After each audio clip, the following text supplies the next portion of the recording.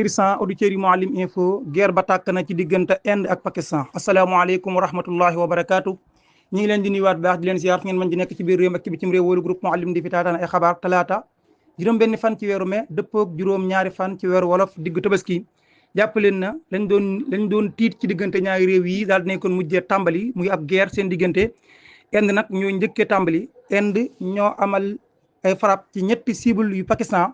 ñu wax ne kon daal buñ sukkandikoo ci ministère de la défense bu réewum Inde ne daal kon ñoom dañu amal ay opération militaire contre ay infrastructures pakistanais au total nag jusqu'à 9 sites maanaam juróom-ñeenti sites daal moom lañ kon daal di ciblé daal di koy bombardé nekk ci 3 régions ci réewum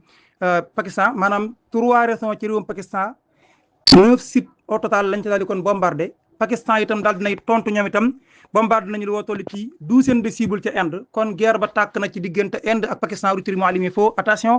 ñaari réew yi nag ay réew yu am nucléaire lañu Mouhalim info